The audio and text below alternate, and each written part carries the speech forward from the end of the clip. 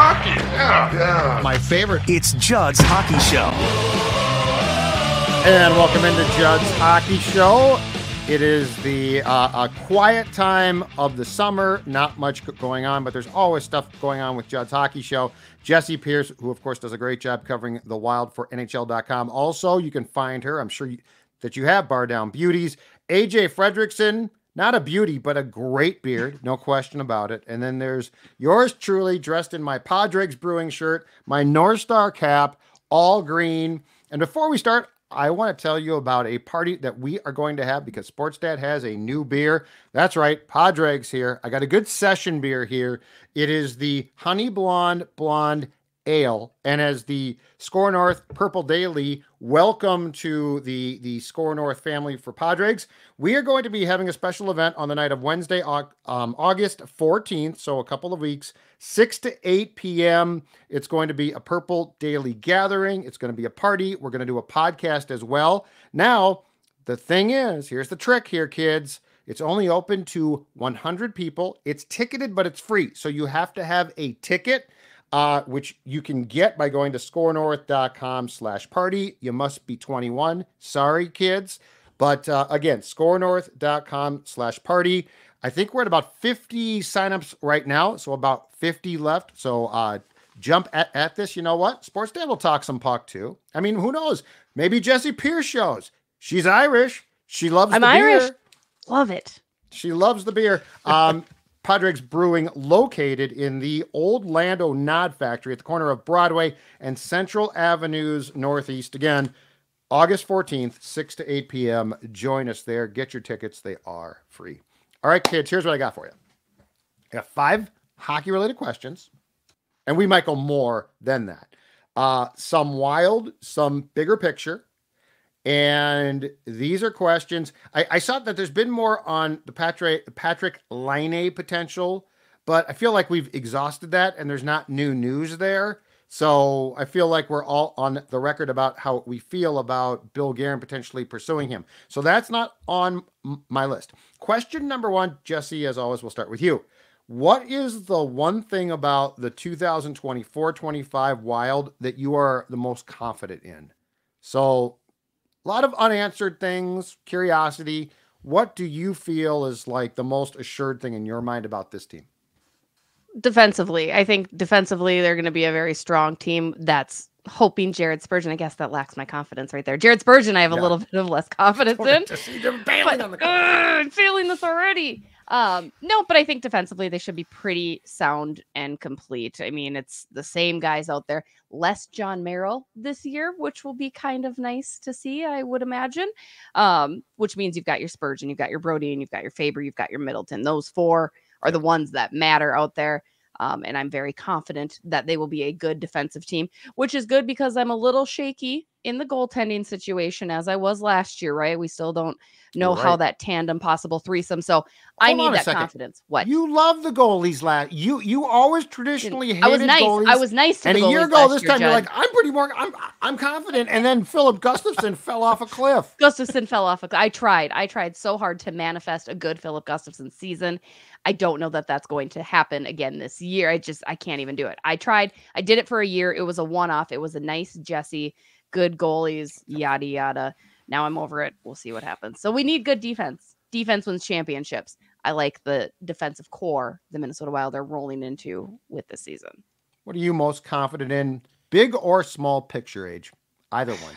See, I think like if you look at personnel, I agree with Jessi. It's probably the defense, but in terms of like, I'm probably dodging the question a little bit here, but it's just I'm confident in seeing some of the younger guys taking a step because I think some of the younger crop of the on the roster in the system, they're going to get. I think they should be getting some more playing time and be a little more on display rather than like we saw Ogren come in super late to the picture and get some ice time, but you don't really know like how well and how quickly he can adjust.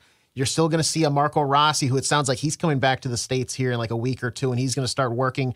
And it sounds like he's already like stronger than he was entering last season, according to some reports. I'm not trading him.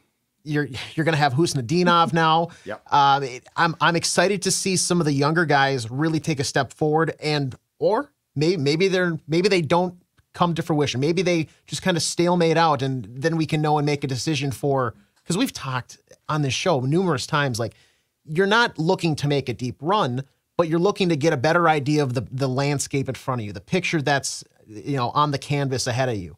And this season should be a way to get confident about whether or not the guys that you have drafted and you've put time in trying to develop, if they're actually going to develop and take the next step or 2 or 3 or whatever you're going to see them develop here this season. So I think you're going to be very confident in watching a lot of these younger guys. If they get the ice time, then that's the biggest thing. That's what I'm not as confident in, unfortunately. But if they do get the ice time, I'm confident in seeing some of these younger guys really take that next step in their career.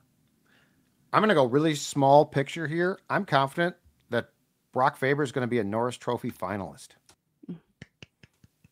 I support it.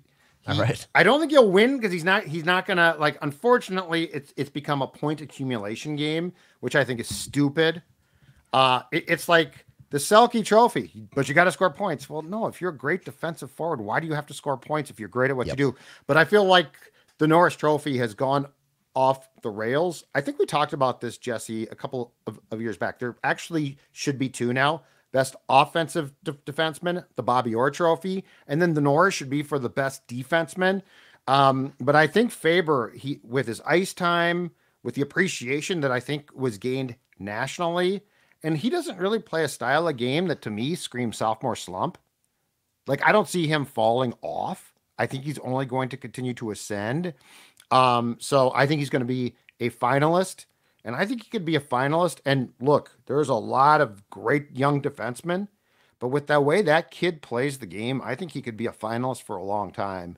Eventually win one perhaps, but the respect is going to come.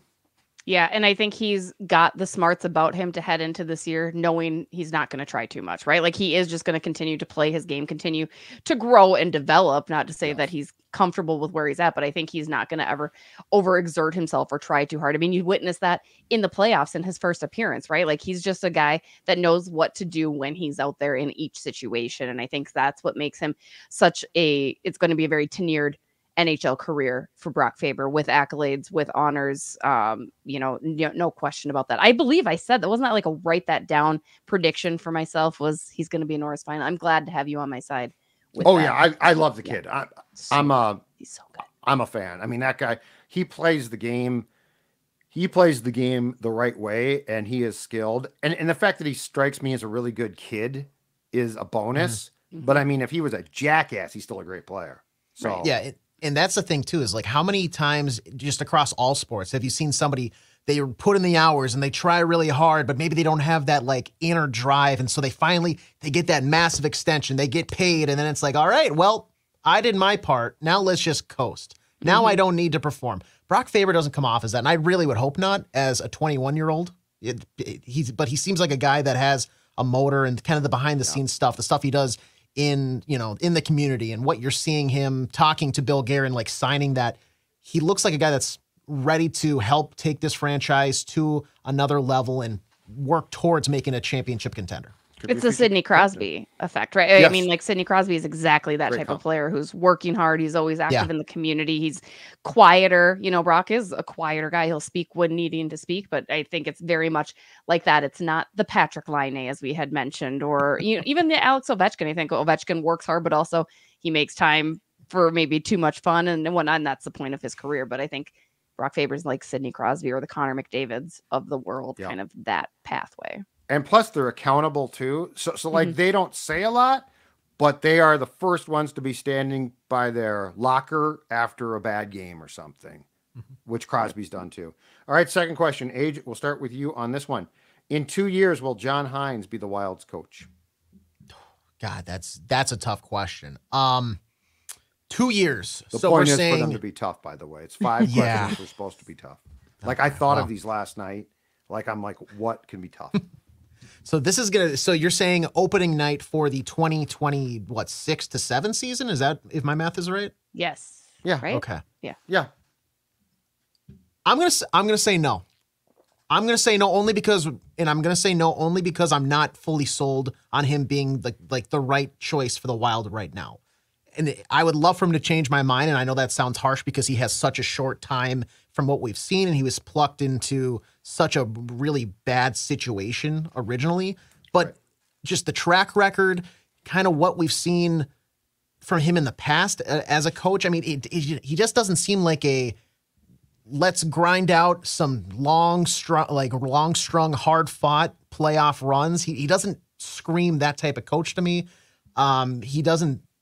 I mean, he has some good quotes here and there, but you see some of these other guys where it's just like they seem kind of like that electric factory. They can motivate, a press conference, let alone a locker room. So I don't really get that vibe from John Hynes. I would love to be proved wrong, but I just think he seems like, and I know this maybe isn't going to resonate with you guys, but in wrestling, there's that transitional champion, right? Somebody to just kind of get the storyline along. He seems like a transitional coach right now, just because I think at some point the Wild are going to really want that coach that is a heart, like he's got the track record. They've got, the motivation to be a locker room leader, but also be friendly and relate to the players, but also a hard-nosed, son of a, if he needs to be, and really rip into somebody. John Hynes just, to me, doesn't fit that card. But, I mean, time will tell. I would say no, though, if I had to say yes or no today. I'd say no, too. The only thing that would change that is Bill Guerin's own personal relationship with John Hynes, especially as you're going toward the Olympics. John Hynes obviously leading Team USA at Four Nations, all of that stuff. But my biggest problem with John Hynes is he has a lack of playoff experience, too. And that's what the Minnesota Wild need. You need the leader. I mean, 4 playoff appearances, never got out of the first round, has missed the playoffs a number of times in his head coaching tenure. So I would probably say no, unless John Hynes does something absolutely tremendous next season, not necessarily this upcoming season, but the next year with that cap space now reaccrued, right? And all of that, unless he's able to really make his mark within the Central Division and in the West that year. But I don't see it. That might not be fair because we haven't seen a big enough sample size of John Hynes, I think, to make that full assessment. But in my gut, he has never been a proven deep run Stanley Cup type of coach. And he's had a long career as a head coach, whether in New Jersey and in Nashville. So he's had the amount of time in his career to do so. So I think my gut just says it'd be very, very tough. Again, Bill Guerin loves him and they have that USA connection, which I think would give him maybe a longer leash. But I just say probably not. I'll say yes, but here's why. I think if the answer is no, Bill Guerin might be gone himself because Dean, for better or for worse, and I'm still curious about the exact circumstances, Dean was his choice. Like they fired Boods and then they extended Dean. They could have easily parted company with Dean from the interim coach role and hired, a Bill guy, but he didn't. And now this is his guy again. So I don't know if he gets strike 3. So I'm going to say that Bill might have to try to ride this thing into the ground. Because, Craig Leopold, I don't perceive as the most patient man in hockey. And I think if you're in a situation where John Hynes has gotten himself fired and Bill Guerin has to pull that plug, I don't know that Bill's going to be allowed for his own third hire. So I say yes, because I think if the answer is no, they're both gone. I think that's fair. I mean, it's harsh, but I don't know that you get a third bite at the apple. And Hynes is, just to your point, he definitely is bordering on retread at this point, which in this league is normal, but it's also, okay, your track record is what it is. And you're right. His playoff, it's not like his playoff success blows Dean's away. It's like, that's why they got him. So yeah, I think he's the coach in 2 years, because I think if it goes so wrong that he's not, that you probably have a new GM as well. I think that makes sense. Yeah. The scary part about that too is like I feel like the fan base often forgets when a GM is trying to like salvage their good job and like extend their leash and everything like that. Yep. They don't really care about 5 years down the road because they might not be here. Right. So when you see some of these trades, like, why would he make? Well, he's trying to keep his job. He's trying to stay as the front office GM of the Minnesota Wild. Yeah. Ralph in Prior Lake is like, well, why would you trade these 3 prospects away? That's our future. Ralph, you got to understand. Right. He doesn't care. Bill Guerin wants to stay in the GM chair, and if that move gets him another few months or like till the end of the season to try to like shift the narrative of, Right. Because 4 years from now, you're going to see whatever prospect is blossoming with the Flyers. Well, that could have been the Wild, except Bill Guerin needed to make a move because he had to at that time. To your point, you don't find, and it's probably impossible, but you don't examine ways to see if you can bring in Laine from the Jackets if your play is, but in a couple of years will be good, right? Like that would totally be done to try and expedite goal scoring for the coming season, which again, I think you should play your young players. But so that was question 2. Question 3, off that, when is the next time the Wild will make the postseason, Jessi? I feel like I'm contradicting myself. What did I say earlier? Did I say I think they missed the playoffs this year? Did I say that? Yeah. No. Yeah. Is that what I No, said? I thought you did. Yeah. I think they don't make it. Yeah. But I mean, they'll that's make it okay. I don't expect them to next year. myself. Yeah. No, they'll make it next season. Just to stick with my same narrative, because I go back and forth because again, so many teams make the playoffs that it wouldn't be exactly shocking if Minnesota snuck in there toward the bottom, right? Toward the end of the year. I think next year, so 25, 26, right? Yeah, we're doing 25, that. 26. 25, Yes. 26. They will make the playoffs in 25, 26. And I think that'll be a very different looking team in a number of ways than this year's team. So I just think this year's squad isn't quite there yet. Playoff bound in 25, 26, though. Without question, no hesitation. All in. But then John Hynes probably does not get fired. Maybe. Unless they get bounced in the first But round. what? Unless they get bounced in the first round. And they get pissed off about it. What do you think, Gage? Yeah, no, I think Jesse's spot on here. I don't expect, and I've been on the Jesse has a Stanley Cup? Stanley Oyster. Cup. It's How not. did they It's get that a name? How knockoff, could they guys. use that It name? is a knockoff. Come on now. You think I spend that much money on things? I don't. You eastern suburban gals. We are a little lower class than out west. We just find the cheaper ones because we would rather spend it on the booze Edina, that they've goes got in. like, they throw them away. They do. Yeah, they don't even wash them. They the just- wrong color. They're like, I They don't use like them this once color. and then they're like, new Stanley Cup time. Sorry. No, you're fine. Jesse's spot on here.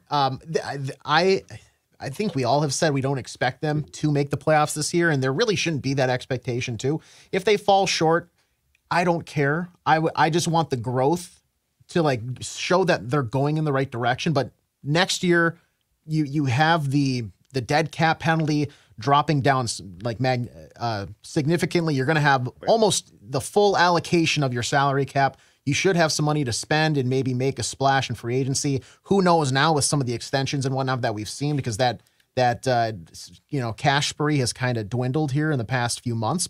But when it comes to making the playoffs, you're going to be able to be more aggressive.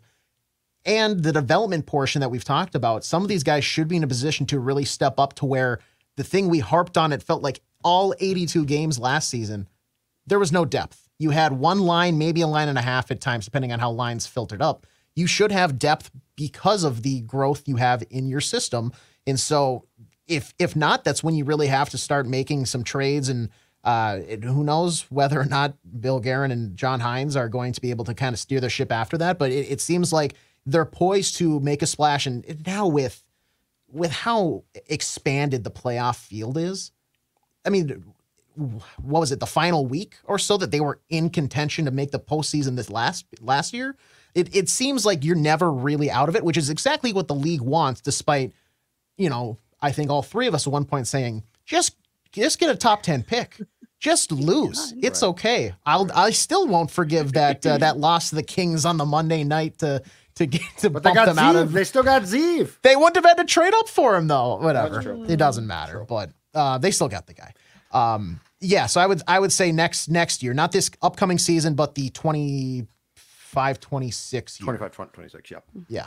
3 for 3. I agree. I don't know if they'll make a run then. And look, if they play the young guys like they should this year, I do think they position themselves to potentially be a very nice surprise in 25-26. If they insist on playing the dead weight and don't develop the kids, shame on them. But yeah, 3 for 3 there. All right, here's one off the Wild, just a hockey question. And this is not my idea. It's been discussed before. It's been thrown out for sure. But curious your reaction to this potential. Should there be consideration to moving the Olympic hockey tournament to the summer games like basketball does to avoid a league-wide shutdown for a good portion of February. So I know on the surface it seems like a crazy idea, crazy notion, but should we consider, if we're going to have this tournament and it's going to be featured, should we consider taking it out of the National Hockey League season so that it can be featured in the summer games, but everyone can then still play in a schedule that's not all, what's the word I'm looking for, bajankety, because of the February shutdown. I mean, I would watch the Summer Olympics more closely. Unfortunately, I'm just not as into. I mean, I don't give a crap about it. I don't.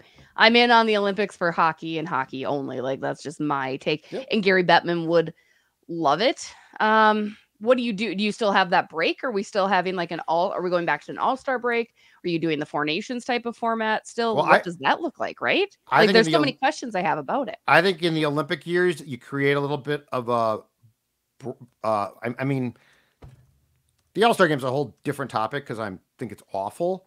But I mean, you wouldn't have a shutdown. Like right now, you're going to have shutdowns, which I object to. I don't like it. I don't like shutting down a league. I think it's Bush League. I think it looks bad. But most importantly, you would play the Olympic tournament in the summer, and it wouldn't be okay. Now we're on a break, and we're going to send guys to wherever the games are. And then they're going to come back. And by the way, they might get hurt. Now, they still might get hurt in the summer. But my problem is when you get a really good player hurt in February, and now he's probably out for the playoffs. Right. Like, there's a better case on the surface. I think it sounds crazy. There's a better case to be made if you think about it a little bit.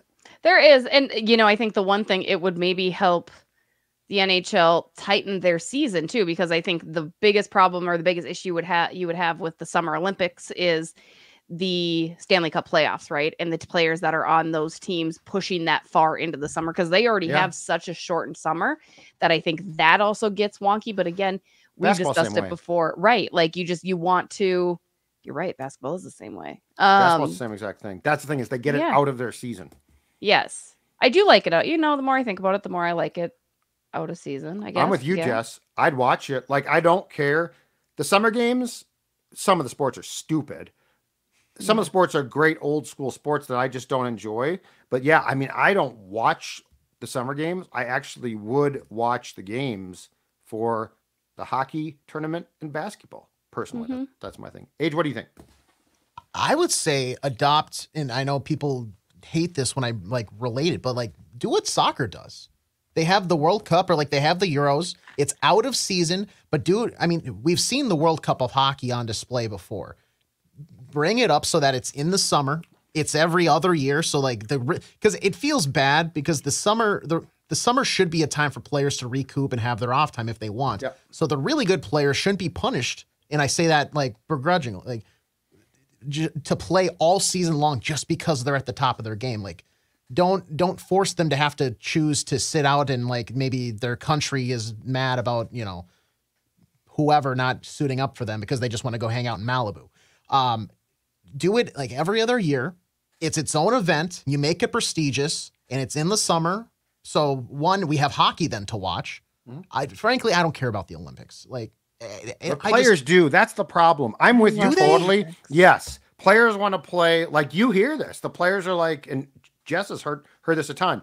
They're like, we want to play in the Olympics. We want to be in the Olympics, which is, I'm with you. I don't care, but they do. Well, I do. I drink the USA Hockey Kool-Aid. Let's see. Can I see if we can do this? See that jersey? That's a Pierce jersey up there. A USA Hockey Pierce jersey. Oh, 22. Yeah. There we go. Well, here's my compromise for that, though. If you have that, it's reserved for the professionals, the NHLers. You still have the Winter Olympics because honestly, right now with soccer, they just had the Euro competition here a month and a half ago, which is all the European countries. Yep. They're still doing soccer, but it's like the U23s. You have the college, you have the junior kids, you have the non-professionals go and play. So frankly, you can have stuff like Miracle happen in a sense where it's the college kids banding together and Juniors. It's called the World Juniors, dude. But World Juniors age. I lived through it. Sorry. But then you can still have the 25-year-olds. You can still have, the people that are fringe. They're still going and representing. I they agree. got it. I agree. That's and it's coming here, and I'm taking. But that's in time season. off. That's in season. World That's Juniors is in season for college and for But I don't hockey. care if they miss time. I don't care what they do there. Oh, I used to get so mad about it when I was like, because again, I grew up hardcore Gopher, right? Like, because there was no professional hockey for a good chunk of the time I was getting into the sport. So I would be so mad that all of our best Gopher player, the Blake Wheelers and the Okposos and everybody would leave. And I was like, God, now they're going to suck for weeks. So they have to go play. And then once I saw the World Juniors, I was like, oh my God, this is incredible. This is the greatest thing this ever. This is the greatest thing This to is watch. the greatest thing of all time. And it's here in 2 years, and I can't wait. And I'm going to disappear. You're not going to see me for like 2 weeks because I love that tournament, and I will be at the rink the whole time. I will be sleeping there. Well, someone's got to do the SKOR North stuff. Declan and I'll Ross do are around. I'll do the shows. Owls. I wonder if I could get a hotel room in St. Paul. I mean, you need no distractions. You're going to have to tell Joy that we do no distractions. I'm staying here. It's hockey time. Yep, exactly right. Exactly right. Okay. Next question. Jessi, you brought up the plethora of playoff teams, which actually in my youth was 16 of 21, which was incredible. It's still 16 of 32 now. Let me ask you this. And this would be a post-Bettman thing because Bettman's against this. But are you in favor of going to the NBA format of you have 4 teams that go into a play-in pool? It's two teams that would make the playoffs now, and then the 2 teams outside, so seeds 9 and 10.